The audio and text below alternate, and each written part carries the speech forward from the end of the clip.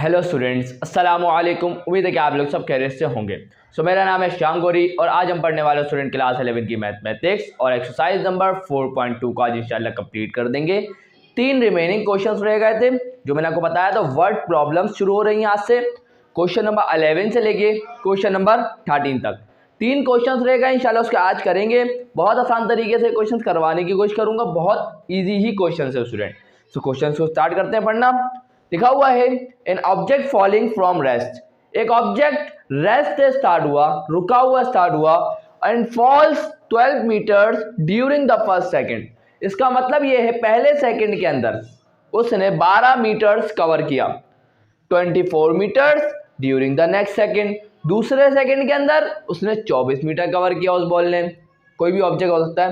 And 36 metres cover किया उसने अपने थर्ड सेकंड के अंदर, और ये चलता ही जा रहा है। उसके बाद बोल रहे हैं how much will it fall, वो कितना कितना वो कवर करेगी ड्यूरिंग द 8 सेकेंड। असल में स्टूडेंट ये बहुत इजी क्वेश्चन है। कैसे देखें, अगर मैं आपसे एक सीक्वेंस लिख के देता हूं 1, 2, 3 डैश डैश डैश चलती जा रही है, और मैं आपको बोलूं इस सीक्वेंस की 8वीं टर्म बता दें, सो आप मुझे बता देंगे।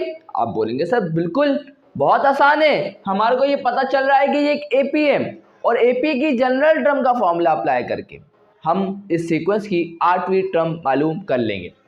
करेंगे या नहीं करेंगे? बिल्कुल करेंगे। सो ये सिचुएशन और ये जो इसने बोला ये दोनों की दोनों सेम है। पता है कैसे? मैं आपको बताता हूं। तो according to the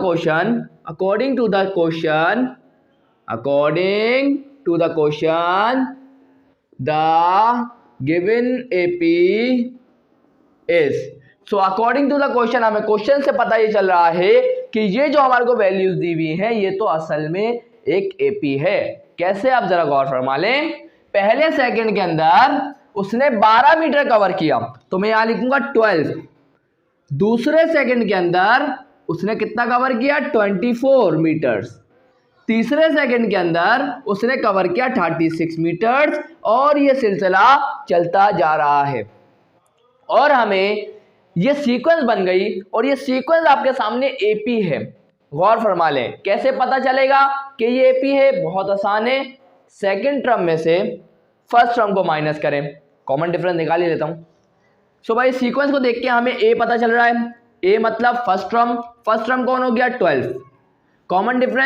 common difference कैसे निकालते हैं? सेकंड टर्म में से माइनस करो फर्स्ट टर्म को। सेकंड टर्म हमारे पास 24 है, फर्स्ट टर्म हमारे पास 12 है। 24 माइनस 12 आंसर विल बी 12। तो कॉमन डिफरेंस एक और दफा निकालेंगे, T3 माइनस का T2। T3 हमारे पास 36 है, T2 हमारे पास 24 है, आंसर विल बी 12। सो अगर आप देखें दोनों का आंसर सेम आया, इसका मतलब ये हुआ कि जो सीक्वेंस है वो एपी है, जिस वजह से मैंने यहाँ एपी लिखा है। ए हमें पता चल गया, डी हमें पता चल गया। हमें मालूम क्या कर रहा है? हमें असल में इस सीक्वेंस की अकॉर्डिंग टू द क्वेश्चन 8वें सेकंड के अंदर 8वें सेकंड में कितना डिस्टेंस कवर करेगी। आसान जबान में बताऊं तो इस सीक्वेंस की 8वीं टर्म हमें बतानी है। सो 8वीं टर्म बतानी है। सो एन की वैल्यू हमें पता चल गई, क्या हो गई? 8, और हमारे को बताना है T8। खत्म, ये तो काम। डेटा मिल गया, और जब डेटा मिल गया तो सवाल को सॉल्व करना मुश्किल थोड़ी है। सवाल को सॉल्व करना तो बाएं हाथ का खेल हो जाता है जब हमारे पास डेटा आ जाता है। तो फटाफट यूज करेंगे by using Tn is equal to a plus n minus 1 d। हमारे को कौन सी टर्म मालूम करनी है? 8वीं टर्म। 8वीं टर्म के लिए n की वैल्यू क्या होगी? 8। ए हमारे पास क्या है? फर्स्ट टर्म 12, n की जगह 8 माइनस 1, कॉमन डिफरेंस हमारे पास क्या आया है? 12 आया है। सॉल्व करते हैं इसको। So T8 is equal to 12 plus 8 minus 1 क्या हो जाएगा? 7, और 12 7 तक क्या हो जाएगा हमारे पास? ये हो जाएगा 84। क्लियर है? 12 7 तक क्या आ जाएगा? 84, और इन दोनों को ऐड करेंगे। सो 84 के अंदर जब 12 को ऐड करेंगे सो इट विल बिकम 96। सो यहां जाके हमने 8वीं टर्म निकाल ली। सो हम यहां लिखेंगे an object covers 90 covers 96 meters during its 8 second. यहाँ जाके स्टूडेंट हमारा काम होता है कंप्लीट। हमने बता दिया कि जो ये ऑब्जेक्ट है वो अपने 8वें सेकेंड के अंदर 96 मीटर्स कवर करेगा। यहाँ जाके ये वर्ड प्रॉब्लम होता है स्टूडेंट कंप्लीट। इंशाल्लाह आपको कहीं भी कंफ्यूजन नहीं रही होगी, कोई मुश्किल काम नहीं है। आपको जब देखना है और जो इंपॉर्टेंट चीज़ें नज़र आ रही हैं उसे आपको देखना है कि सीक्वेंस बन रही है। सीक्वेंस बन रही तो अच्छी बात है, बना दें। और सीक्वेंस से आपको पता है जब सीक्वेंस हाथ में आ गई सो ए भी आ जाएगा, एन भी, अगर सवाल के अंदर इनका पता होगा तो पता चल जाएगा, कॉमन डिफरेंस पता चल जाएगा, डेटा बन गया, काम आसान हो गया। क्लियर, कोई मसला यहाँ तक नहीं है। आया बढ़ते हैं नेक्स्ट क्वेश्चन की तरफ। सो यहाँ स्टूडेंट्स आप लोगों के सामने आ चुका है अब क्वेश्चन नंबर 12। बहुत इजी क्वेश्चन है, क्योंकि मैं आपको इस इजी क्यों बोल रहा हूँ, क्योंकि ये इजी है और वो कैसे है वो आप लोगों के लिए भी हो जाएगा। अभी लिखा हुआ है अ मैन डिपॉजिट्स, जमा करवाया उसने 13,000 इन अ बैंक, उसने 13,000 रुपये बैंक में जमा कराए इन द फर्स्ट मंथ, पहले महीने में। 14,500 रुपये उसने जमा करवाए दूसरे महीने में और 16,000 रुपये उसने जमा कराए तीसरे महीने में, और ये सिलसिला चलता रहा। अब हमें ये बताना है कि कितने मतलब ये एक साल के अंदर कितने महीने होते हैं। आप बोलेंगे सर 12 महीने होते हैं।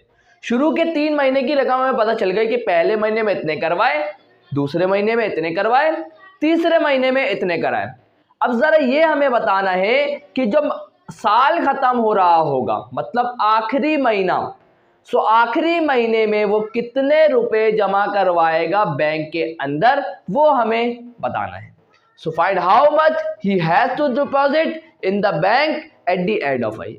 बहुत इजी क्वेश्चन है, समझ में आ गया।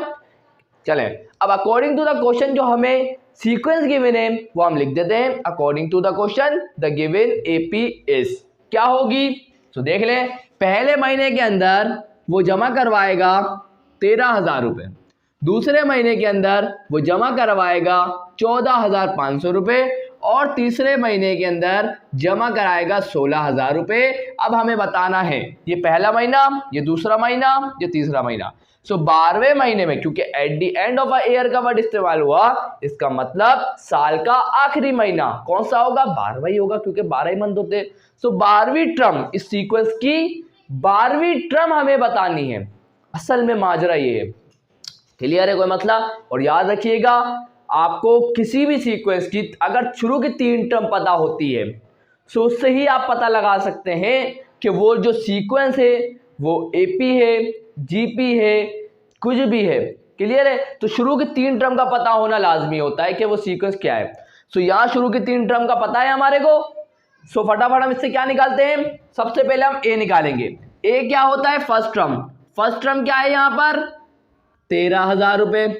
कॉमन डिफरेंस निकालते हैं। कॉमन डिफरेंस कैसे निकालेंगे, सेकंड टर्म में से फर्स्ट टर्म को माइनस करेंगे, थर्ड टर्म में से माइनस करेंगे सेकंड टर्म को। अब आप बोलेंगे सर 2 दफा क्यों निकाल रहे हैं, 2 दफा इसलिए निकाल रहा हूं ताकि मुझे ये पता चल सके क्या ये सीक्वेंस एपी है, इस वजह से 2 दफा निकाल रहा हूं।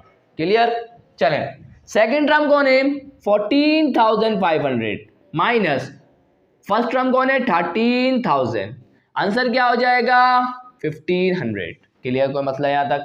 उसी तरीके से थर्ड टर्म हमारे पास आ गई 16,000 माइनस सेकंड टर्म हमारे पास आ गई 14,500। कॉमन डिफरेंस कितना आ गया, 1,500। कोई मसला यहाँ तक नहीं है ना। चले, हमें ए भी पता चल गया, हमें ए भी पता चल गया, हमें डी भी पता चल गया। अब हमें किसका पता होना चाहिए, हमें एन का भी पता होना चाहिए। और हमें पता है सीक्वेंस की कौन सी टर्म मालूम करनी है, 12वीं टर्म। सो एन की वैल्यू क्या हो जाएगी, एन की वैल्यू तो 12 हो जाएगी। और हमें मालूम क्या करना है, सीक्वेंस की 12वीं टर्म। और 12वीं टर्म को हम कैसे लिखेंगे, T12। जब डेटा हो पता तो सवाल को सॉल्व करना कितना मुश्किल है, बिल्कुल भी नहीं है। और हमें ये पता है सीक्वेंस एपी है, सो एपी की जनरल टर्म का फॉर्मूला यूज करेंगे। तो by using Tn is equal to a plus n-1 d। Tn हमें मालूम करना है, मतलब 8वीं टर्म, तो n की जगह आ जाएगा 8। सॉरी 8वीं टर्म नहीं 12वीं टर्म सॉरी। सो एन की जगह क्या आ जाएगा 12। फर्स्ट टर्म कौन है, फर्स्ट टर्म हमारे पास है 13,000 रुपये प्लस एन हमारे पास कौन है 12, तो 12 माइनस का 1 कॉमन डिफरेंस कितना आया 1500। सो ये आ गया 1500। सो इसको सॉल्व करेंगे then we will get our answer. तो 30,000 12 माइनस 1 क्या हो जाएगा 11 और 1500 को जब हम 11 से मल्टीप्लाई करेंगे, कर लेता हूं वैसे तो 1500 को जब हम 10 से मल्टीप्लाई करेंगे सो हमारे को मिलेगा आंसर 15,000 और 15,000 में हम लोग ऐड कर देंगे एक और, तो ये बन जाएगा 16,500। क्लियर, 16,500 के अंदर ऐड कर दो 13,000 रुपये, so it will become student 16 और 13 हमारे पास हो जाएगा स्टूडेंट 9 पूरा टोटल कर देता हूँ तो टोटल कितने हो जाएंगे 29,500 रुपीज़। सो इसका मतलब ये हुआ कि वो बंदा इस साल के आखिरी के अंदर 29,500 रुपये बैंक के अंदर जमा करवाएगा। इसका मतलब ये है। क्लियर यहाँ तक की बात, कोई मसला यहाँ तक नहीं है तो आप यहाँ लिख देंगे man deposits 29,500 rupees at the end of a year,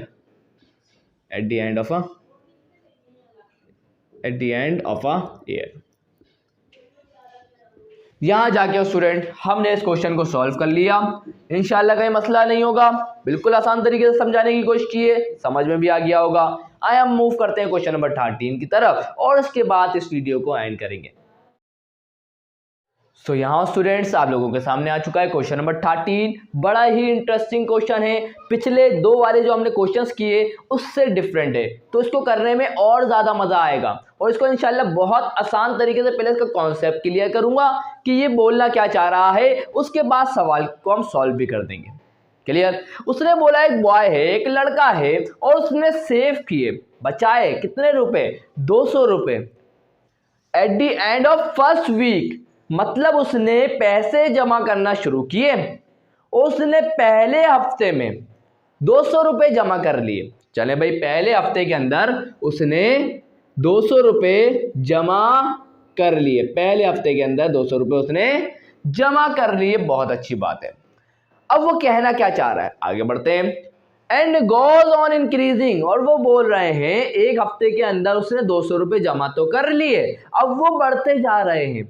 मतलब क्या है, इस सेविंग फॉर RS25, इसका मतलब इसकी सेविंग के अंदर 25 रुपये का हर हफ्ते इजाफा हो रहा है। सर इसका मतलब हमें समझ में नहीं आया। इसका मतलब आसान सा ये है कि उसने पूरे हफ्ते, पूरे 7 दिन, हफ्ते में कितने दिन 7 दिन, उसने 7 दिन के अंदर 200 रुपये जमा किए पहले हफ्ते के अंदर। सही है।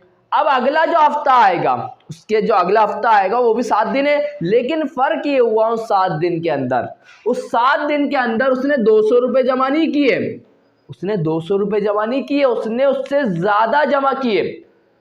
पहले हफ्ते में 200 रुपये जमा किए, लेकिन उसके अगले हफ्ते में उसने 200 रुपये जमा नहीं किए, उसने 200 से ज्यादा जमा किए। अब 200 से कितने ज्यादा जमा किए, तो वो लिख रहा है 25 वीकली, पूरे हफ्ते में इसने 25 रुपये ज्यादा जमा किए पिछले वाले वीक के मुकाबले में। इसका मतलब अब वो अगर दूसरे वीक के अंदर, सेकेंड वीक के अंदर अब वो 200 रुपये नहीं जमा कर रहा, उसने 200 के अंदर 25 रुपये का इजाफा कर दिया। So it will become 225। Clear, आगे बढ़ते हैं। उसके बाद वो बोला आफ्टर हाउ मेनी वीक्स, कितने हफ्तों बाद। मतलब ये अगर एपी के हिसाब से देखें सो ये हमारी पहली टर्म, ये दूसरी टर्म।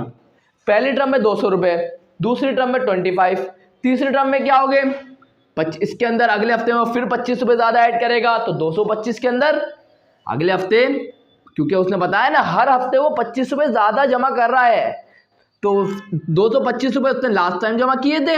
अब अगले हफ्ते में क्या होगा 25 रुपये और ज़्यादा कर देगा, तो कितने हो जाएंगे 250, मतलब नेक्स्ट टर्म क्या होगी 250, चलती जाएगी। अब वो बोल रहा है चलती तो जाएगी लेकिन हमें वहां रोकना है जब इसकी अर्निंग कितनी हो जाए, his weekly saving will be 2000, मतलब उसकी पूरे हफ्ते की अर्निंग क्या हो जाए, जब 2000 हो जाए। तो वहां बताओ कि ये कौन सा वीक होगा, कौन सा वीक होगा, ये कौन सा वीक होगा, ये हमें बताना है। ये तो पहला वीक था, दूसरा वीक में इतनी अर्निंग करी, तीसरे वीक में इतनी अर्निंग करी। अब हमें बताएं ऐसा कौन सा वीक होगा जिसमें इसकी अर्निंग 2000 रुपये जमा कर लेगा, ये हमें ये बताना है। अब सर क्या करें, कुछ समझ में ही नहीं आया आपने जो बताया। इंशाल्लाह समझ में कुछ तो आया होगा, जितना भी समझ में आया ना अब हम उसको लिखते हैं, क्योंकि ऐसे तो हमारा सवाल सॉल्व नहीं होगा ना, हम आसान करते हैं काम को।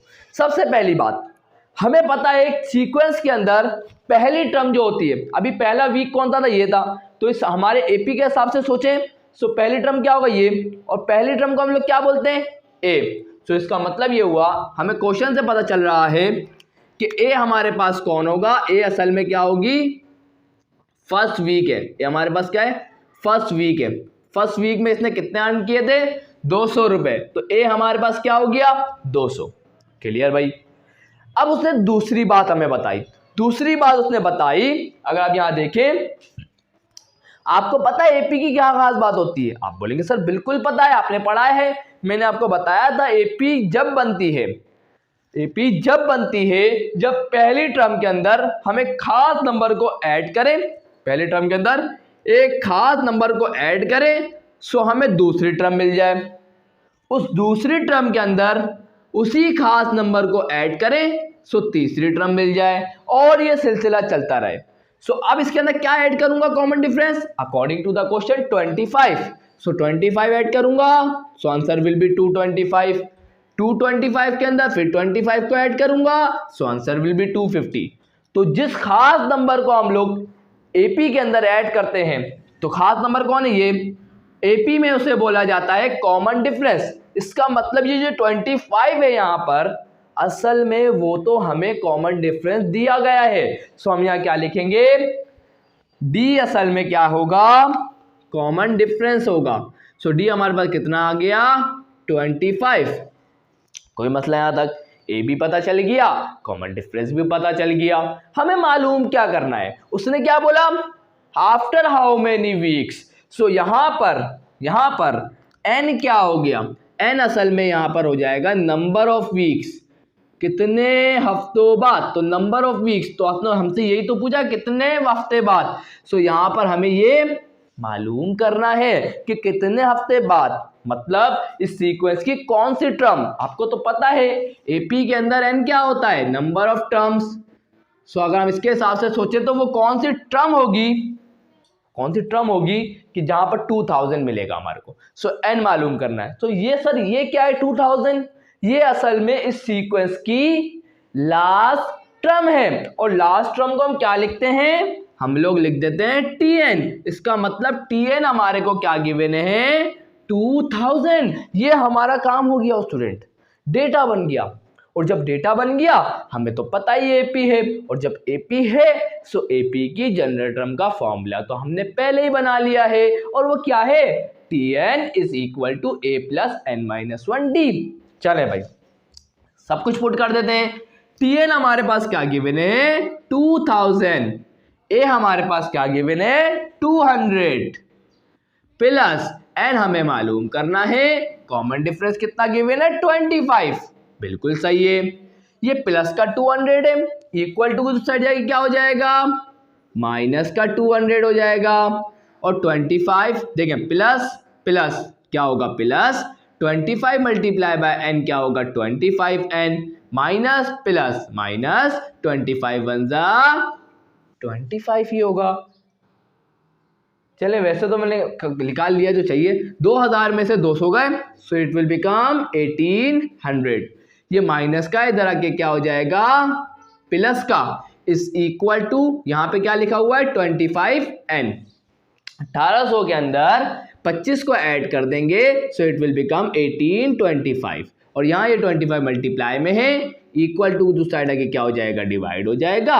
और इसको आप सॉल्व करेंगे तो चेक कर लेते हैं आंसर क्या आएगा।